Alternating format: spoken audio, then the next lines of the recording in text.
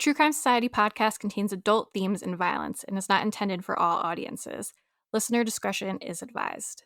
And if you'd like to skip the intro or move to any specific part of the podcast, please refer to the timestamps listed in the episode description. Thank you.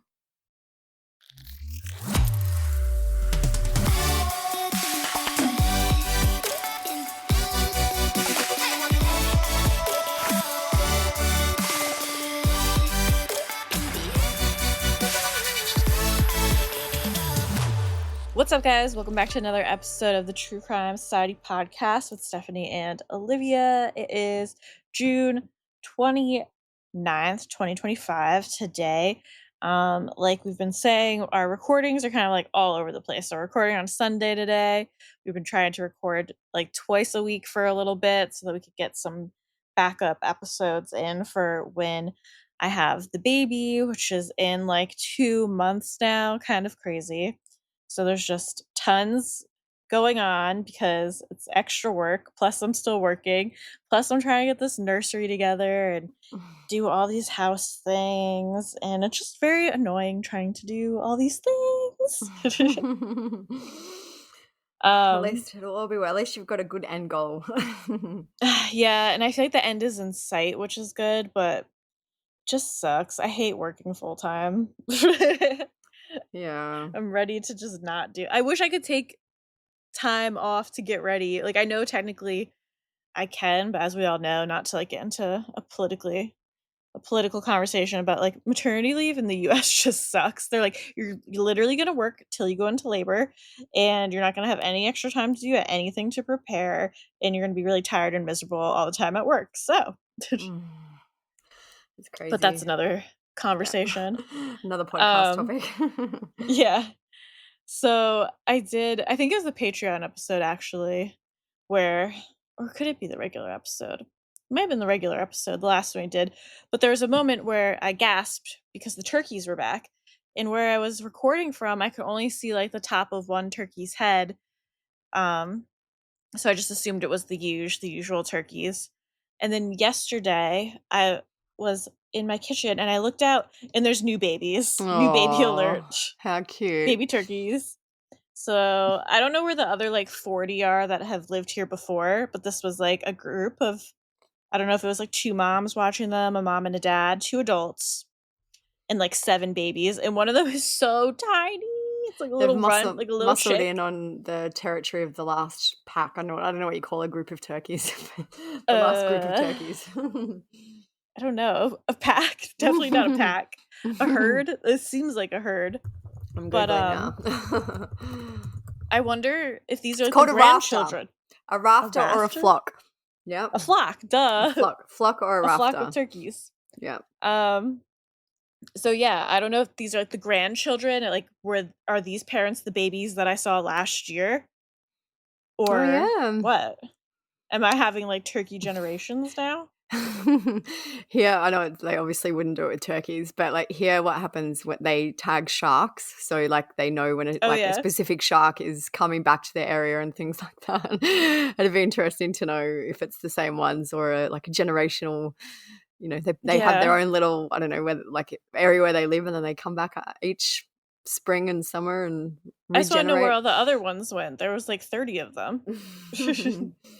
Maybe they all went off to start their own families in different towns. They literally flew the nest. Yeah. So that was exciting. I love a baby turkey. I love seeing them. They're very cute. Anything exciting going on with you? Not pretty quiet here. I haven't even been reading much to give you guys book updates. I've just been, I don't know, I've been slack. Because I think it's because my next book club, like there's like a 6-week gap. Usually it's like 3 or 4 weeks, but because we're not having our book club now till the end of July, I feel like I have time. So I've just been slack. I need to get back into it. But yeah, no, pretty quiet here. I was just saying this is our last week of school for my kids before they go on winter break, which is 3 weeks for one kid and 2.5 weeks for the other one. So that'll be nice. I'm just excited because I just feel like everyone's had so much on. It's just going to be nice to have a few weeks of relative peace and quiet. Yeah, definitely. I know I've been saying like everything's so annoying lately. like just chaos. And another very annoying thing going on right now for me, it's totally a first world problem, but me and Mike, we've been like casually wanting to buy the Nintendo Switch 2, which is hard to get right now. Like any new console, it's sold out. You can't like buy it in stores anywhere. So we kept just being like, oh, like we don't really care. We don't really need it. And then, honest to God, I was grocery shopping on Walmart on the app because I get my groceries delivered now, which was a big game changer in my life, just so everyone knows. And then I get a pop up because I'm like a Walmart Plus subscriber to get free delivery. And I get a pop up and it's like, oh, you get like 1 hour early access to the Nintendo Switch 2 drop. And I was like, oh, do I? So I guess that means I have to buy it, of course. So me and Mike were both like, well, we don't really need it, but like since like it's right here, we should just order it. So of course we order it.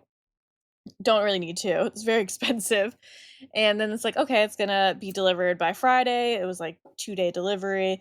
And guess what? I still don't have the Switch because of course Walmart had to like lose specifically my order. There's drama with, and they're like, we're gonna get it to you. It's gonna take 48 hours now. Like we escalated the issue. So you should receive one in 48 hours. But if you don't, just like come back and let us know. So I have low hopes that I'm actually ever gonna get it. So just another stupid, annoying thing going on. I don't think I actually told you this story, so this is good for everyone, or good, interesting for everyone to hear. I have a friend who worked for a company, I won't name it. Anyway, so they were doing giveaways for her company, and she's like to all of her friends, can you guys enter? So you could enter every day and you could win prizes. So we won $50 cash. I'm like, well, that's pretty cool. That's a great prize anyway. And then like recently I got another email and it's like, hi, Olivia, just letting you know that you have won the second chance draw in this competition and you have won a brand new Xbox. Oh. And I'm like, and I sent it to her and I'm like, is this legit? And she's like, I'm going to check. And anyway, so she messaged me back and she's like, yeah, absolutely legit. You've won an Xbox. Oh, nice. So we've got it. And like the kids have half set it up. And I'm like, wow, this is so unexpected. Like, I feel like they won't ever probably use it. I should give it to someone who will use it. But yeah, that was a cool little neat thing. I never win anything and I won an Xbox, which is exciting. Yeah, that's cool. I never win anything either. Like I'll randomly enter contests and I'll be like, oh, no one probably enters these things actually. So like I'm probably gonna win. Or even when I buy lottery tickets when it's a big one, I'm like, oh, like I'm probably gonna win. Like my life's probably gonna change tomorrow. I always But think no, like never. I have a friend this year who actually won a holiday to Singapore, like entering some type of competition. Really? So, and like I go to do it. Like there are some things I think like, you know what, that's a pretty cool prize. But then they're like, you got to share it on Facebook. You got to like us on Instagram and follow. And I'm like, that's way too hard. Yeah, so, I give up then. The ones where you've just got to fill in your email, I will do that. And that's all you had to do for this was just fill it in. It had like an online thing where you pretend to scratch it off and be like, you're a winner or try again or whatever. So that was a very easy way. Easy win. So before we get into today's episode, we just wanted to share a podcast that both Stephanie and I have really been enjoying lately. It's called the Graveyard Tales Podcast. It's hosted by Adam and Matt, and they look at history behind haunted places, ghost encounters, and cryptid encounters. They also take a look at odd phenomena like spontaneous human combustion and out-of-body experiences, and they take deep dives into remote viewing, alien abductions, Ed and Lorraine Warren, and the Salem witch trials. They approach all episodes with a great blend of extensive research, lightheartedness, and humor. And I've mentioned in the past that my little secret guilty pleasure is going on Instagram and watching people who pretend to speak to ghosts. So I am right into this. Some of their most popular episodes include one about Missing 411, the Travis Walton abduction, multiverse theory, the Fae, cattle mutilations, shadow people, the Las Vegas UFO sightings, and Chernobyl strangeness. So there's lots of interesting topics that you guys can listen to and check out. And you can find them at graveyardpodcast.com and Graveyard Tales Podcast on Facebook, Twitter, Instagram, YouTube, and Rumble. So today we're going to be talking about a pretty recent case. I mean, it happened in May of this year, but it's been ongoing, and I think it's a pretty big one. A lot of people have been following it and talking about it, and that's the case of two missing Canadian siblings, Lilly, who is 6 years old, and Jack, who is 4 years old. The last name is Sullivan, Lilly and Jack Sullivan.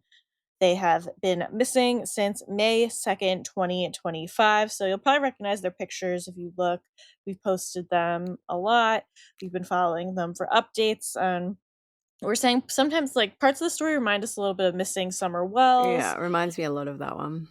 yeah, just like seems like the parents or the mother and stepfather anyways are being a little I Yeah, don't know the word. shady. But yeah, it just seems weird. There's no answers really yet, but it's very mysterious.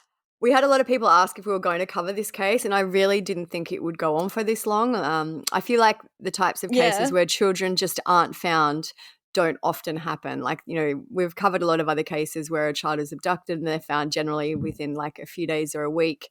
Even if the outcome isn't a positive one, they are generally found pretty quickly. Whereas this Mhm. one seems like it could go on for a very long time because there hasn't really been much trace of at all of the children. There's a few things that may have been found, but we are now at basically 2 months since they've been missing, and yeah, no sign of them. That's probably why it reminds me of Summer Wells too, because there's really been no Yeah. sign or evidence of her or anything that happened to her either. Melissa Scott's trail cameras might contain clues about the disappearance of Lilly and Jack Sullivan. RCMP asked her for days of footage as the investigation into the missing children approaches the 3-week mark. It's scary, especially not knowing what happens. We definitely keep our kids a little closer to home now. The 4 and 6-year-olds were reported missing from this home on May 2nd, launching a massive search of the woods surrounding the home. No trace has been found, and RCMP haven't ruled out the case is suspicious. This is some of the footage Scott gave police. She says RCMP major crimes officers came to her home this week, asking for everything on her 7 cameras, starting April 27th, 5 days before the kids were reported missing. 2 of Scott's neighbors were also asked to provide footage to RCMP. She says the officers also asked about her family's vehicles to rule out local traffic in the footage. Possibly they are wondering if they didn't go missing earlier, or maybe somebody who isn't local to the area was around beforehand. This road is the most direct path from Scott's property to the home the kids went missing from. We drove between the 2 places. It's about an 18-minute drive down rough dirt roads. Straight through the woods, it's about 5 kilometers. I did mention to them that I was very happy to see them and glad that they were canvassing a little further and looking at trail cam footage. And they did respond saying that they probably should have been around earlier. RCMP would not answer CBC's questions, including why they are seeking trail camera footage from before the disappearance and why they are identifying local vehicles. We'll get into some background about them and the family. So Lilly and Jack lived with their mother, Malehya Brooks-Murray, and their stepfather, Daniel Martell, at the time of their disappearance. It's believed that they also have a baby sister named Meadow. From what we can tell, it seems like around the time of their disappearance that she would have been about 2 years old. And the biological father of Lilly and Jack is said to have had no contact with them, but his name is Cody Sullivan. So both Malaya and Daniel have Facebook accounts. Malaya's, her intro has Lilly, Jack, and Meadow, and she lists their birth dates. It does say she's single, which we'll get into. She's locked her page right down. All that you can see is her cover photo, which is the 3 children from Christmas last year. Daniel's is more wide open. He's got 71 friends, but basically most of the photos are of him and Malaya and the children. There's a few photos of him like fishing. His is still kind of more open. His does say in a relationship, so that's interesting. But yeah, so I'll link all their social media on the blog if you want to have a look at it. So the children are members of the Spikanactic First Nation, the second largest Mi'kmaq community in Nova Scotia, according to the tribe's post on Facebook. The family live in a rural home on Gairloch Road in Lansdowne, Nova Scotia. And to give you an idea of what the area is like, the population of Lansdowne is 423, so very small. Hmm?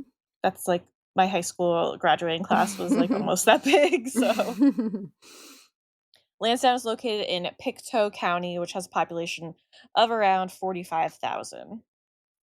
So the area surrounding their home is said to have been surrounded by woods, steep banks, and thick brush. Like we'll get into it later on, but even someone was quoted saying like, I can't even see kids going into the woods here because it's so thick and brushy. Like, there's some photos which I'll put on the blog, but basically you can see the house from the road. Like, the driveway isn't super long, but literally the whole entire house is just surrounded by trees. There's, not even really a backyard, like a very small yard kind of at the front. It's just very, very heavily wooded. Yeah. So Daniel's mother lived on the same property as the family in what's been described as a dilapidated camper. I have also read some comments that there may have been a fourth family member, possibly a brother of Daniel or a brother of someone living there. Like, the house itself does look quite, I would describe it as dilapidated, And this reminds me of Summer Wells too. It's literally a Absolutely. very similar look, similar picture, kind Yeah. of like a lone, rundown-ish living accommodation surrounded by dense woods. Yeah. So the family had lived in the community for 2 years, and many of the people who live there are related and have lived there for dozens of years and generations. It seems like they all kind of know each other, like a lot of, as we just said, generations of families live there, so they all seem to be connected and know each other pretty well. So we'll start the confirmed timeline of what we know about the case, starting with Tuesday, April 29th, 2025. That was the last day that Lilly and Jack attended school. And they were both enrolled at Salt Springs Elementary School, which was around 18 kilometers or 11 miles away from their home. There's no school scheduled for the following day, which would have been April 30th, as it was a development day for teachers. According to Daniel, the stepfather, the children did not attend school on May 1st and May 2nd as they were both sick.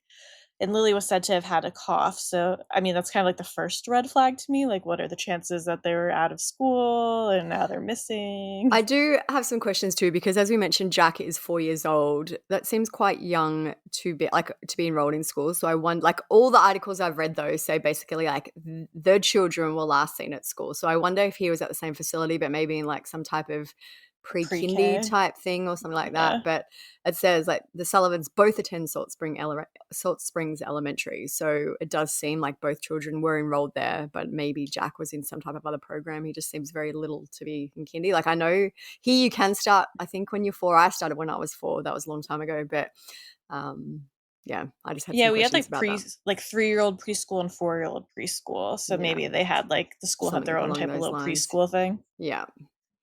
It's believed that the day the children were last seen by anyone besides Daniel and Malehya was May 1st.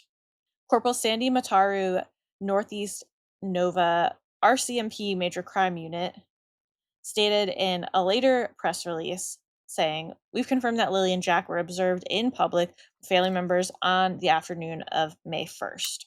We've included that now in the story because it does, like, we are telling it chronologically, but that information didn't come out until a fair bit into the search and the investigation, so that wasn't known at the start. All that was kind of known really to start was the last day they were confirmed to be at school, and then a few weeks later they did come out and say that they had confirmed the kids were alive on May 1. Yeah. So on Friday, May 2nd, 2025, Daniel and Malehya said that they were both in the bedroom with Meadow in the morning. They said Lilly came in and out of the room multiple times and that they could hear Jack in the kitchen. The 2 children went silent, and that's what allegedly tipped off the parents that there was something wrong. Like, they just didn't hear them anymore, so they were like, oh, what are they up to? Daniel said that he thought the kids opened the back sliding door and went outside. Malehya has said that both adults looked for the kids, yelling their names, and at 10 a.m., Malehya called 911 to report them missing. She said that Lilly was wearing a pink sweater, pink pants, and pink boots, and that Jack had been wearing blue dinosaur boots when they were last seen. She also said that Lilly may have had a white backpack with her. The Royal Canadian Mounted Police, or we'll refer to them as RCMP, initiated a search for the children, and at 12:25 p.m. on May 2nd, they issued a public statement and asked anyone with information to come forward. The belief at the time was that the kids had wandered away from home, probably into the woods, because there was no evidence of an abduction. So this was the initial statement from the RCMP. It says, since just after 10 a.m. this morning, May 2nd, a search has been underway for 2 children who are believed to have wandered from a home on Garlick Road.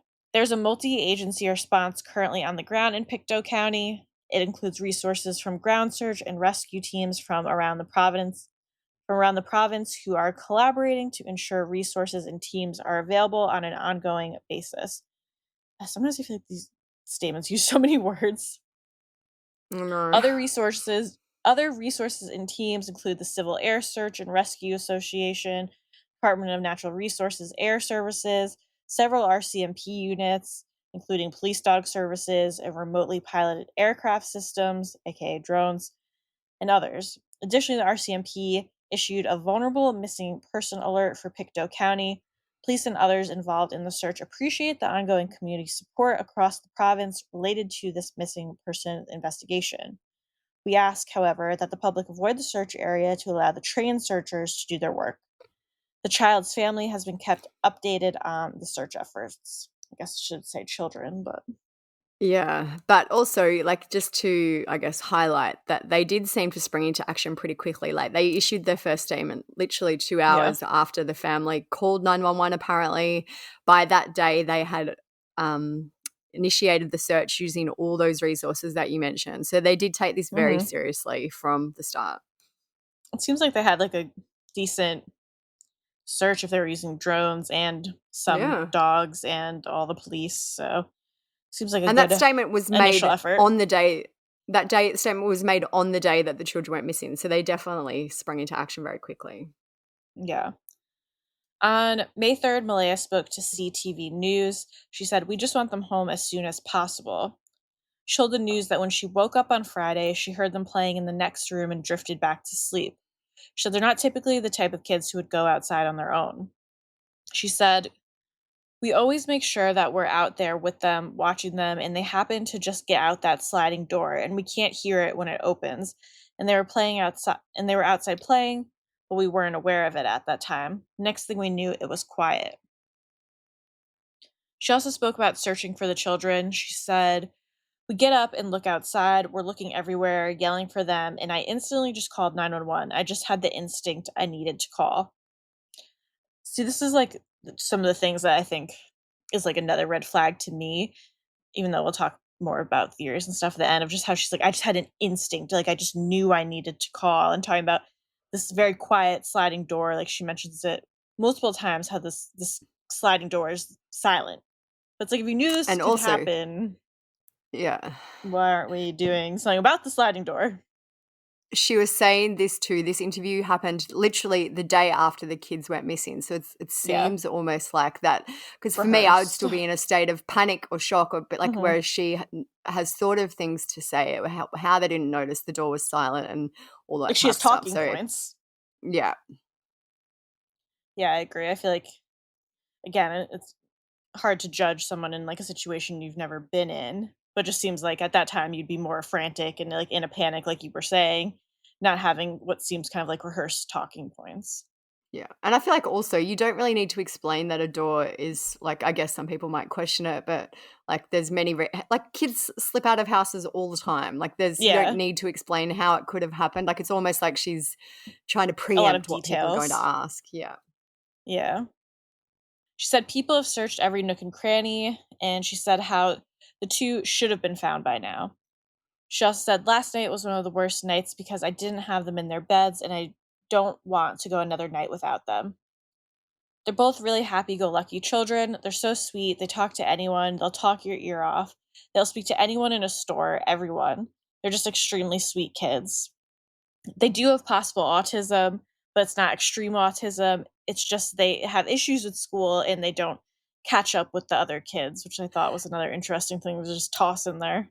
Yeah, I feel like maybe she included that because there was some questions about if the kids were nonverbal and able to kind of communicate or to know if people were looking for them. So I feel like that is a little bit explainable, which is why she's like, no, it's not that severe. But yeah, I agree. Yeah. Weird point to include. Yeah, I guess if she was led into saying that. I guess we don't really know what question she was asked specifically either. So this is information that she gave to the Globe and Mail. This is a quote. It says, "Lilly came into the room multiple times. I seen her that morning and Jack was out playing in the kitchen, I'm guessing. and they slid open the back sliding door. It's almost like silent to hear it sliding. They slid it open. The boots are right beside the door, and they proceeded to, I'm guessing, playing outside. They must have got out through the back fence, and then they were gone. As soon as I seen they were gone, immediately jumped in the car and did all the dirt roads, all the culverts, checked over the rivers and streams. As soon as I got home 10 minutes later, I headed out on foot. So again, just like a lot of over explanation, it seems like in some ways. A spokesperson from the RCMP also provided an update on that day. They said there's an active search going on, and it's been since we got the call yesterday morning, keeping all avenues open. It's a huge wooded area with lots of potential, and we're ensuring we cover the entire space with a very structured search. Searchers were dealing with challenging conditions, including the rough terrain, thick brush, and fluctuating weather. There's rain overnight, as well as ticks, sun, and cool temperatures have all affected the operation. The RCMP corporal also said, our members on the ground are being cautious for their own safety. Many have worked well beyond their shifts to make sure every area is covered. Everyone here wants the same outcome, to find the children safe. There's no information to suggest they were abducted. Based on what we know, it appears they wandered off. The search will continue until we receive any new evidence that changes our direction. Right now, it's still an active search.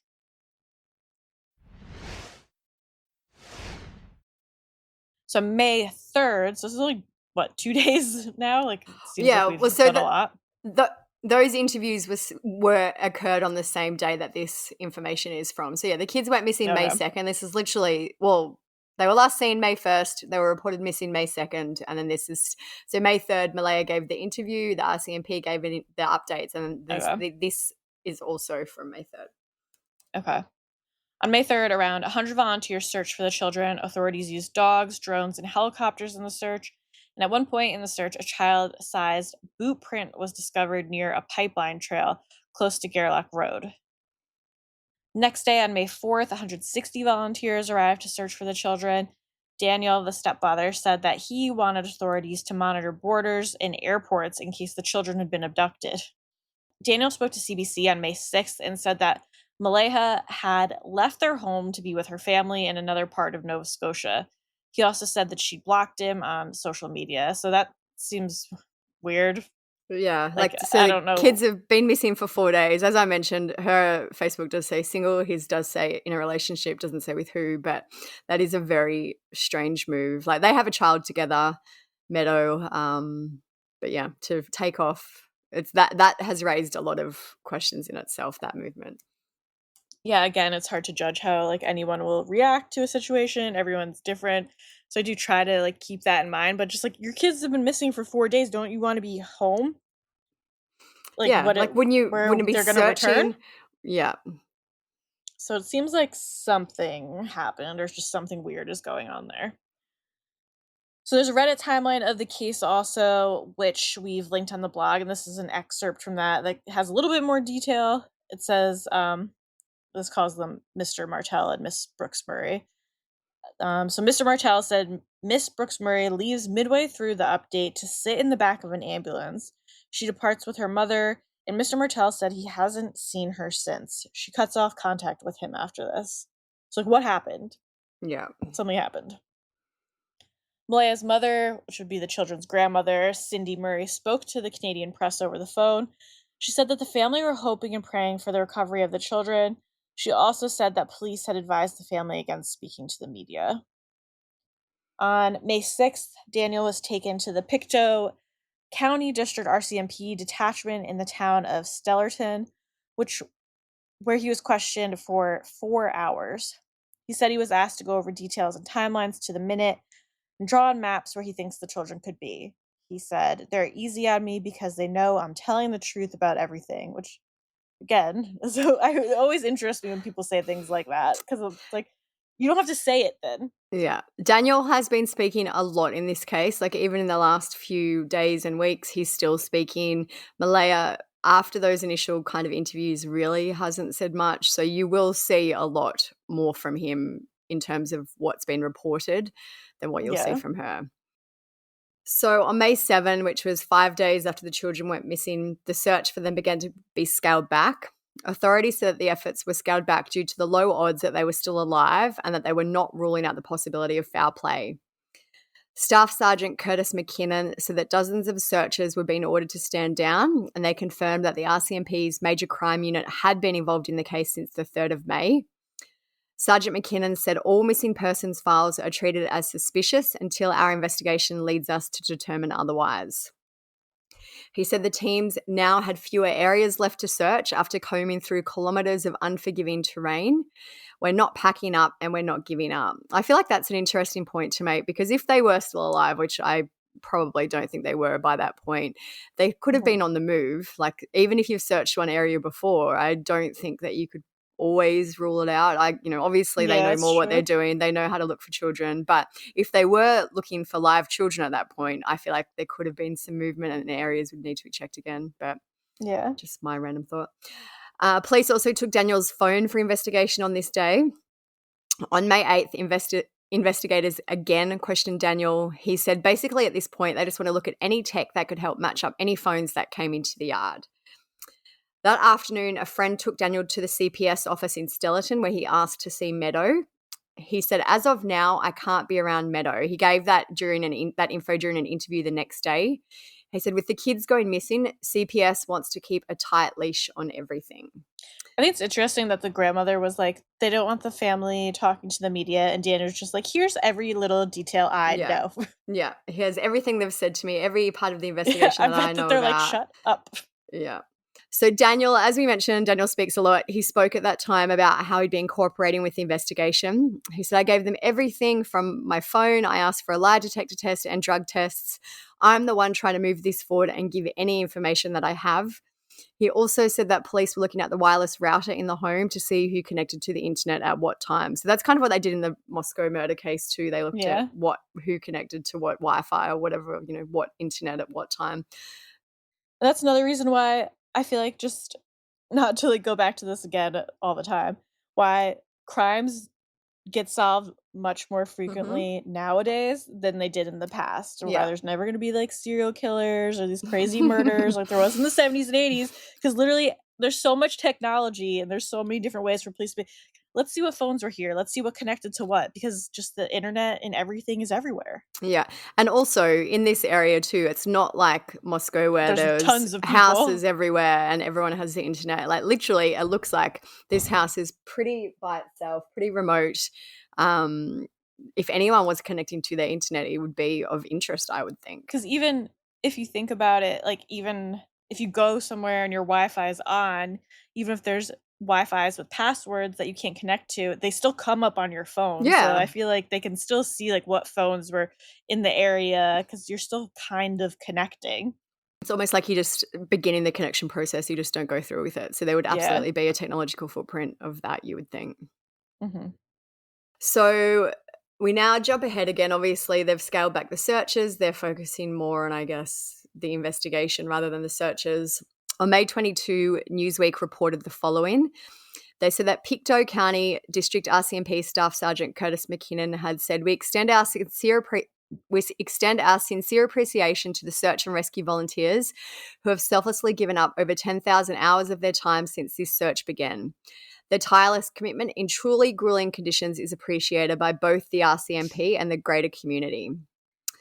The RCMP also asked that people spread the word through social media respectfully about this investigation and all ongoing missing person searches, because this is one where there's a lot of online discussion, there's groups, there's Reddit. A lot of chat. A lot of chat, because there's basically a lot to chat about, a lot of theories, a lot of people have opinions on what's happened. So I think that is what that statement was in relation to. Yeah. On May 28, Newsweek reported that more than 355 tips had been sent in regarding the disappearance of the children, and that the police had formally interviewed over 50 people on the matter. When you think about if the population is, let's round it up to 450, that's a lot. They've interviewed a big percentage of the town, and I'm guessing family and, friends and things like that as well, but that's, a fairly large percentage of such a small area. Mm-hmm. Police also said that more interviews were planned in coming days. On Friday, May 30th, 2025, which was almost a month after the children disappeared, it's like a month to the day today, basically, Daniel provided another statement.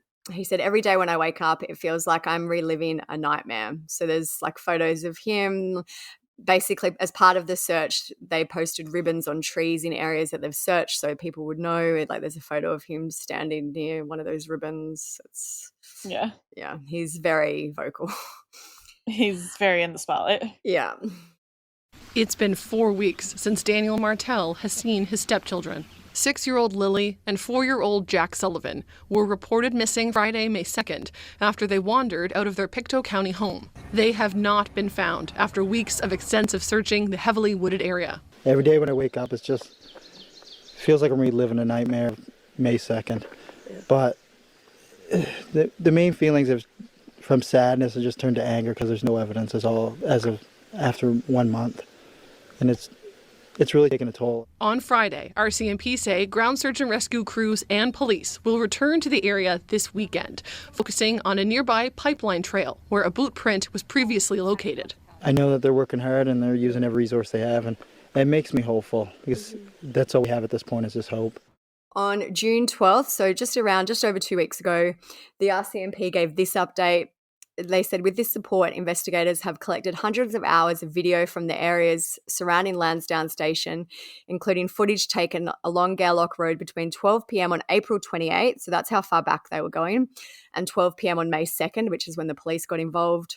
They had formally interviewed 54 people, which has included the administration of polygraph to some of the individuals interviewed. They had received 488 tips, many of which had been assessed and followed up on. They extensively searched the property from where the children went missing, including every aspect of the home, including grounds, outbuildings, and nearby septic systems, wells, mine shafts, and culverts. And they said they had been granted numerous judicial authorizations to seize and examine materials and devices that may provide information useful to the investigation. So interesting. Searched. Yeah, and interesting too that they went back to the 28th, I guess to see the comings and goings, maybe if anyone else was hanging around, because we do know apparently it confirmed that the children were alive and seen in public on May 1st. On June 18th, the paternal grandmother of the children, so Cody Sullivan is their father. They have no contact with him, but this is his mother, Belinda Gray, speaking to CBC. She spoke about how law enforcement had come to their house. She said, they come inside. They only stood in the kitchen. They wanted me to wake Cody up and they wanted to know when the last time was he had seen the kids, and they weren't making sure the kids weren't here, and then they left. She also spoke about how Cody and Malehya had broken up. She said, I thought they were the picture perfect family. Then Malehya started to tell me they were having problems and she wasn't happy. Malehya was the one who decided to end the relationship, and Cody chose to walk away from the children. Malehya petitioned to the court for sole custody, and it seems that she was granted it. Belinda said when she did that, he said he was just done. He didn't want no part of it. Cody, who is now 29, has been living with Belinda for 9 months after he lost his job, his apartment, and his car. Belinda said to CBC he hasn't seen the kids for 3 years. So as we mentioned, Jack was 4, so Jack was 1 the last time he was seen by his biological father. Belinda has said that she did have occasional communication with the children before Malehya got with Daniel. She said anytime we wanted to see the kids, she'd come by for a visit. She'd bring them by all the time. But after she got with Daniel, that apparently stopped, and Belinda said that she hadn't seen the children for 2 years. My heart tells me these babies are gone. My heart tells me that. I am the grandmother of Lilly and Jack. I am the grandmother on the biological father's side. My son is Cody Sullivan. He's not in jail. He's never been out west. He does not have a criminal record. And right now he's living with me. He has been for 9 months. How did you find out that Lilly and Jack were missing? The mom of my grandson called me. We were in town.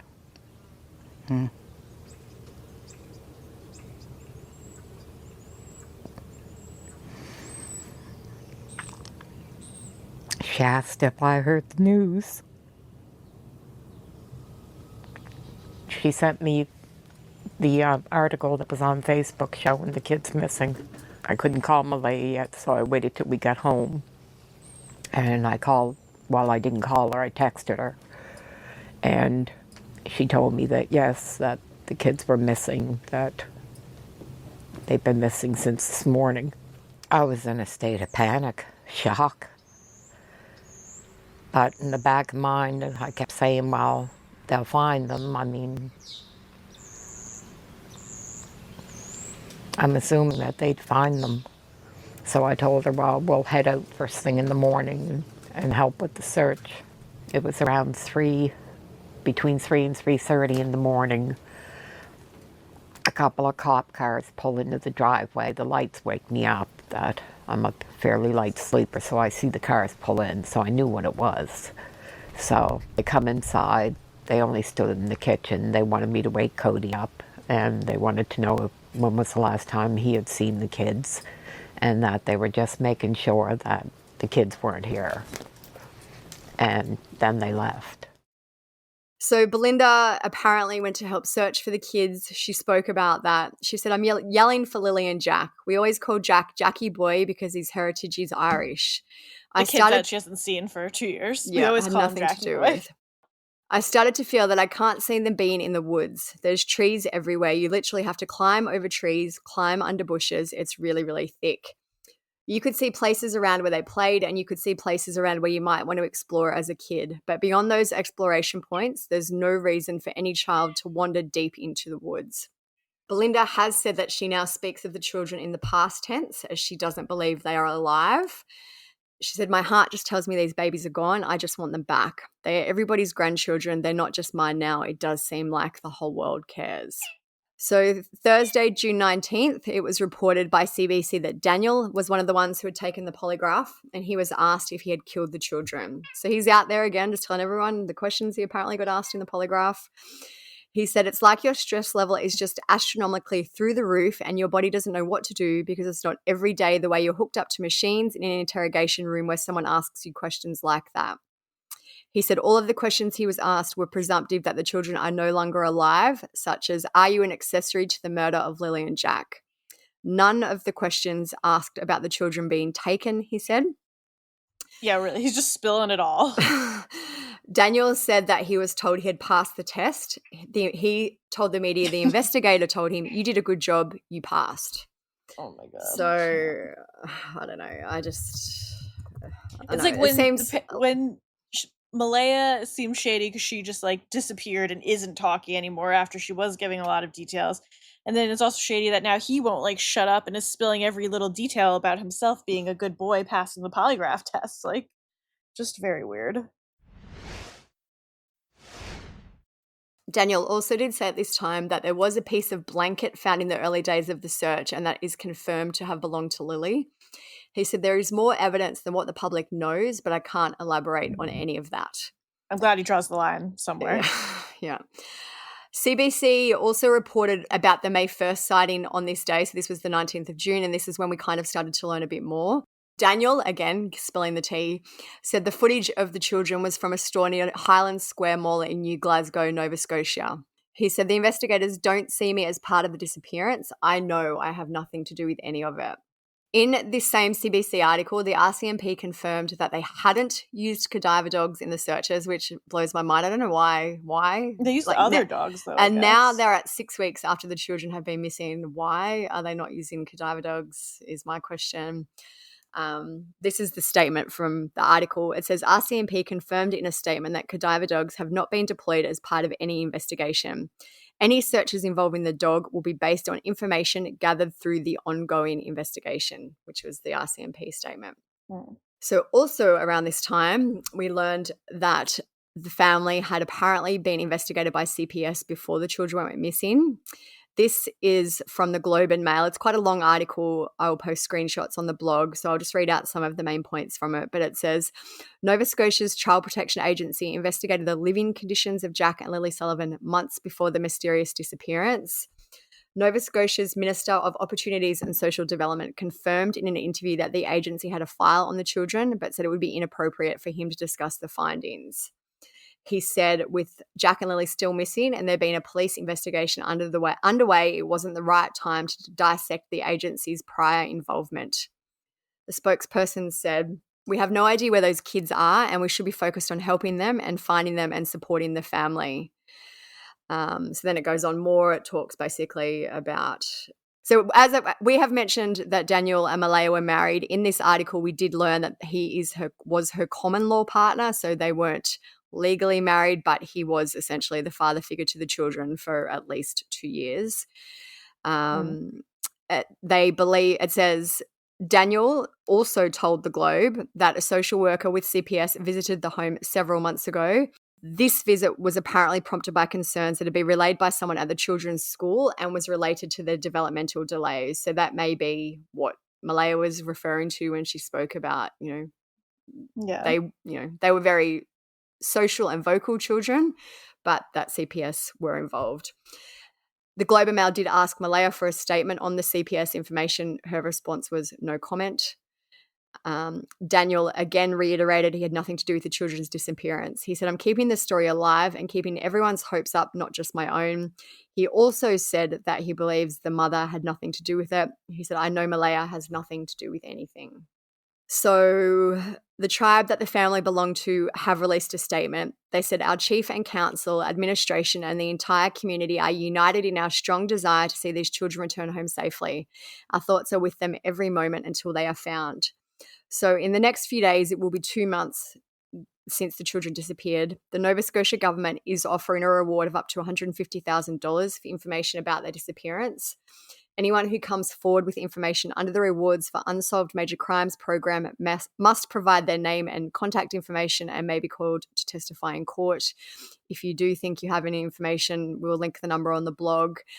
I had a look just to make sure there was no updates before we recorded. Most of the articles are from a week ago, 2 weeks ago. It does feel like coverage is dying down a little bit. Obviously, what can you keep covering if there are new updates? Daniel speaks occasionally, but the last few updates were along the lines of officials conduct polygraph interviews, which we've talked about.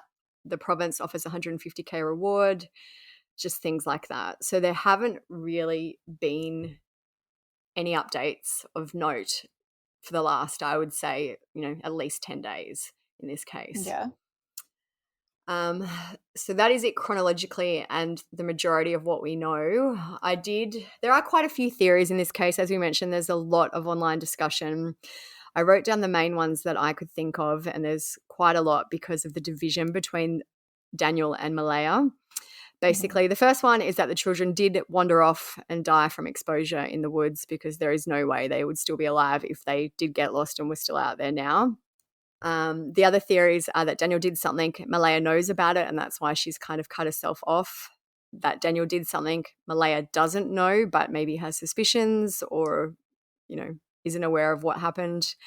The other, then I guess you flip the switch. The other one is that Malehya did something, Daniel knows about it, and he's covering for her for whatever reason. That Malehya did something Daniel doesn't know, so that's why he really is, won't be quiet, because he really has no idea what's happened. The other two is that the children died from an accident, abuse. I've seen some people speculate that there may have been drugs involved in this case. Maybe the children came across some drugs and died that way, and that both of them are covering it up. And I guess the last unlikely one for me is that this was a true stranger abduction. Yeah.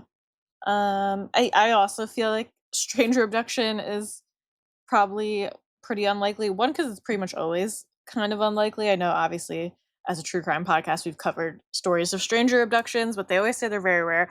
But especially just with how isolated kind of like the home was and like the dense wood area, I feel like it'd be hard for someone to get in and get out snatching them.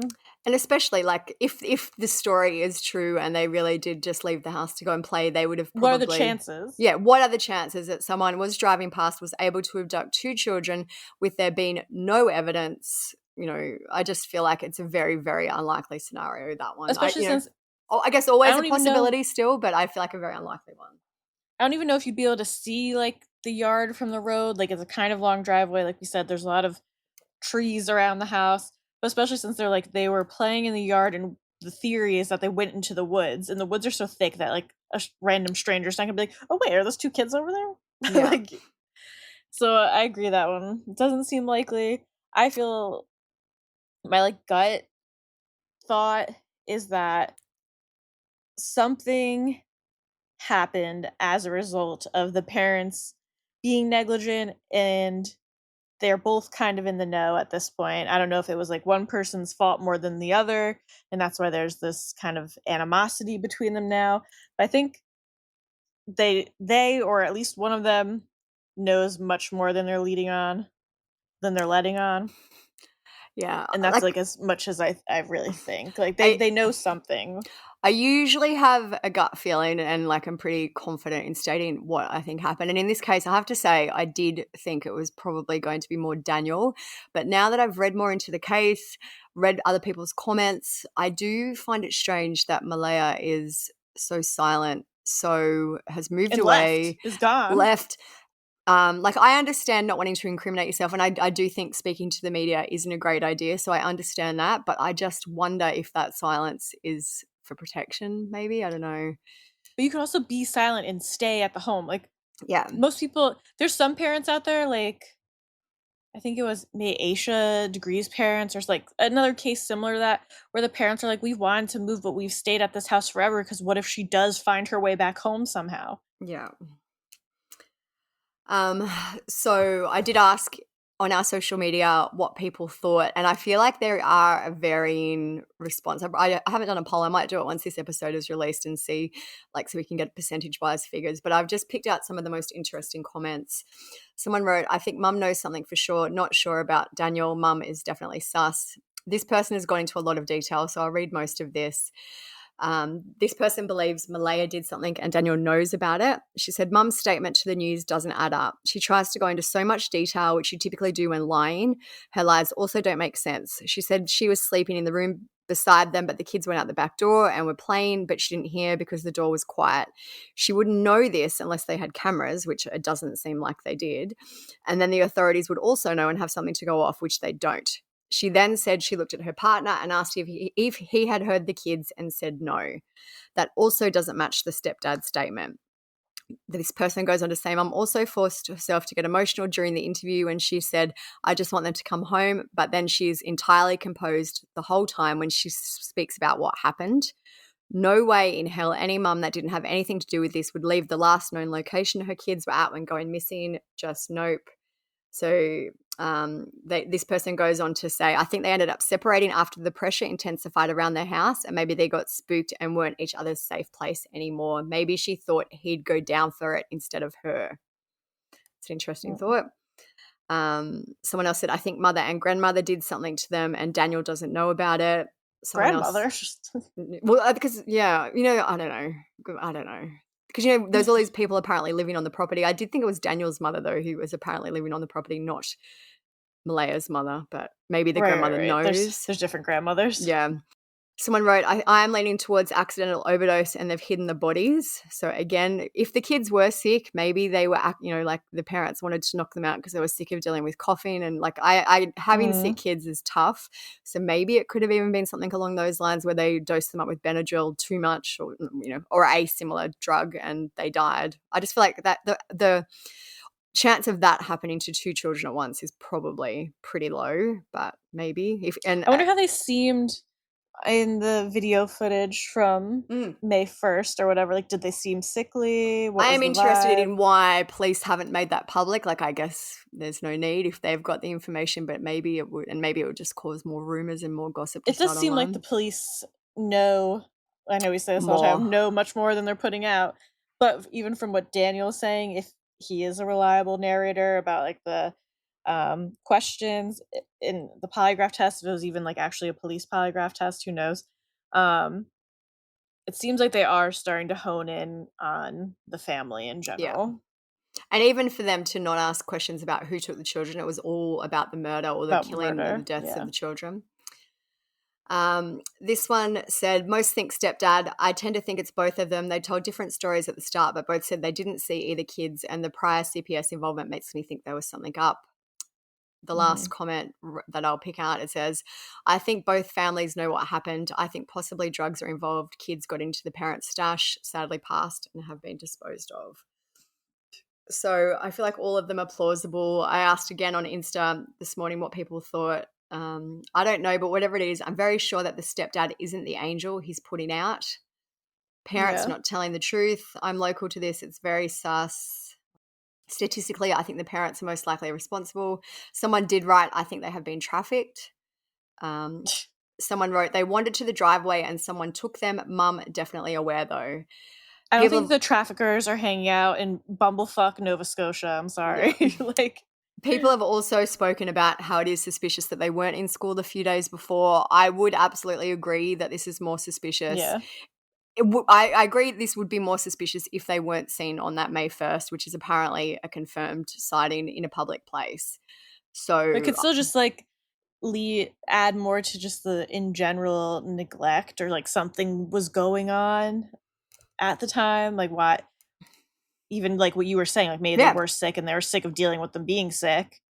So it just kind of shows, it just adds a little more, I think. It could even be something along the lines of if they were, and obviously, again, all speculation, we don't know, but signs of abuse, maybe they were bruised or had a black eye or something like that. Maybe it was more something along those lines for the reason that they were kept home.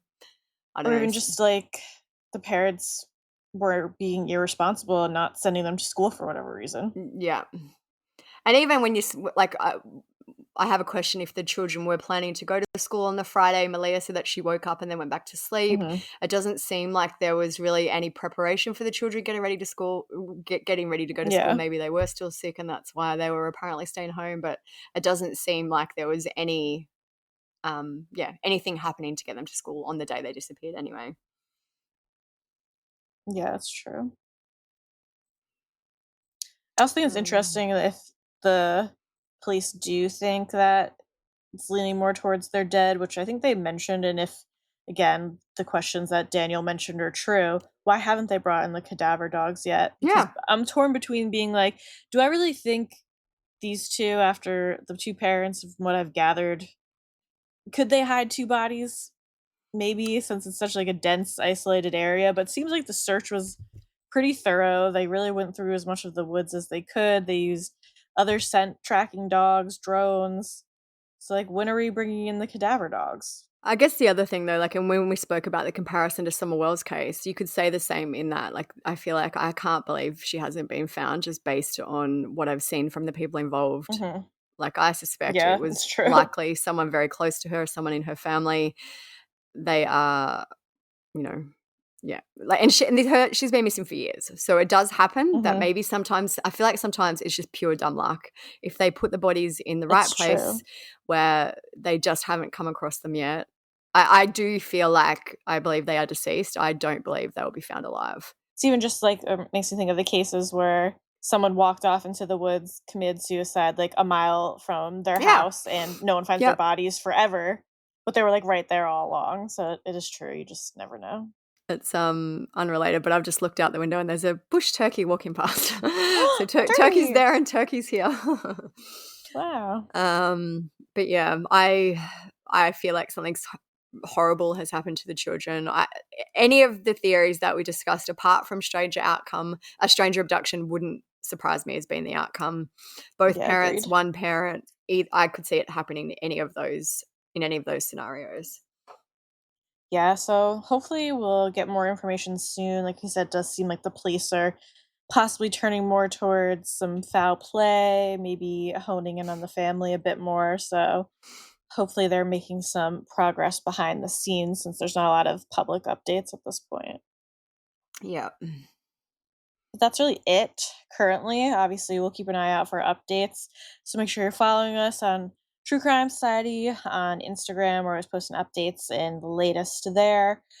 If you want to follow our personal accounts, mine's _, Olivia's TCS Olivia. And check us out on Patreon as well if you want more content from us. We do weekly bonus episodes, and we do all the episodes ad-free, so you'd get this episode plus a bonus episode every week with no ads, and we have some fun group chats, things like that on there. And we're hoping to do more with Patreon, more to come, hopefully. So keep an eye out and check us out over there. And all the usual stuff. And that reminds me, just talking about Patreon, we are taking the next week off. We'll post something about it too, just in case people already shut this episode off. I'm going on vacation, so we're taking a week off. We're also just trying to prepare and back record more episodes for when I have the baby, like I was saying at the start. So next week there won't be an episode, so it'd be a good opportunity to check out our Patreon if you will miss us so much, which of course you will, because you'll get access to all of the backlog of bonus episodes. I think there's like over 90 something, maybe almost 100 now, bonus episodes that you would have access to. So even though we won't be putting out a new episode, there's tons of episodes that could be new to you on Patreon. Yeah. So yeah, check us out there. And I think I forgot to mention the blog, all the clips, sources, everything will be on the blog at truecrimesocietyblog.com. And just the usual stuff. Leave us some Spotify comments. Make sure you're still following, subscribe, share what you're doing while you're listening to the podcast to your Instagram stories, because we love to see that, especially if they involve cute pets or fun activities. We love to reshare them. And that's really it. Just be nice. Make sure you're following, share, all that. So thank you guys for listening. Stay safe out there. Peace out. See ya.